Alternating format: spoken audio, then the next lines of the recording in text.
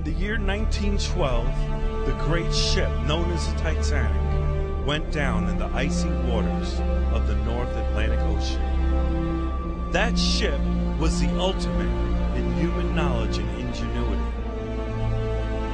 God himself couldn't sink this ship, one of the crew members boasted. All conceivable possibilities and emergencies were prepared for, so it seemed. On April 10th, the ship set forth on her maiden voyage. 4 days later, a series of urgent messages came in on the ocean liner's radio. There was a mass of icebergs lying directly in the path of the speeding vessel. Warning after warning was sent to the bridge. 6 times the warning was received and ignored. Suddenly, about 20 minutes before midnight, there appeared an iceberg directly ahead, taller than the ship itself. The captain's last-minute efforts to turn the giant ship were all to no avail. The Titanic struck the iceberg, tearing a 300-foot gash in its hull. Only 675 people made it into the lifeboats. At 2:20 a.m., the great ship heaved and plunged into the black waters of the Atlantic, taking 1,500 souls to their untimely deaths. This is a picture of the world today, rushing full speed ahead, unaware of the impending, unseen disaster ahead. Just as the Titanic received numerous warnings, so too have end-time Christians.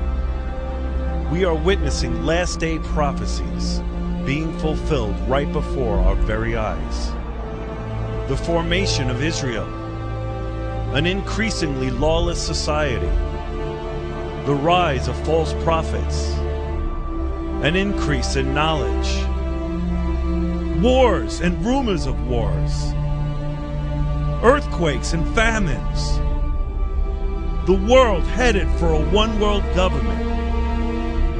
Everything is unfolding just like the Bible predicted it would. Many godly men of our own day warning us to be alert, to be sober, for the day of the Lord is approaching. Now is the time to separate ourselves from the world, to consecrate our lives anew to Christ, to repent of carnality and sin. Jesus warned us, watch out. Don't let your hearts be dulled by carousing and drunkenness and by the worries of this life. Don't let that day catch you unaware like a trap. Yet, the great majority of confessing Christians seem impervious to such warnings. They're still running around the deck of the ship with the rest of humanity, feasting at the world's banquet table, unconcerned by such alarms. Their constant round of indulgence in sports, network television, and carnal internet fare reveal where their true devotions lie. They're drunk with the spirit of this world, unprepared to face what is quickly heading our way. However, there is a remnant. They've heeded the warnings. They're already heading for the lifeboats. They are doing their utmost to separate themselves from this fallen world system. They're turning off their TV sets. They're limiting their time on the internet and slowing down the pace of their lives. Their hearts are in heaven and their focus is on the eternal. What about you, dear friend? We can't continue to linger between two opinions, to live our lives with one foot in God's kingdom and the other in this world. The warning signals are clear. Come out of her, my people, lest you share in her plagues. Make no mistake about it, there's a giant iceberg just ahead. The time for frivolity is quickly coming to an end. The alarm bells are already ringing.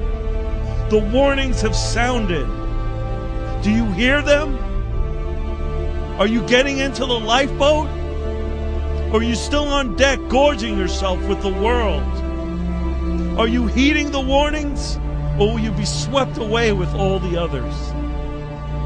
Jesus said it would be as in the days before the flood. They were eating and drinking, marrying and giving in marriage, until the day that Noah entered the ark, and did not know until the flood came and took them all away. So also will the coming of the Son of Man be.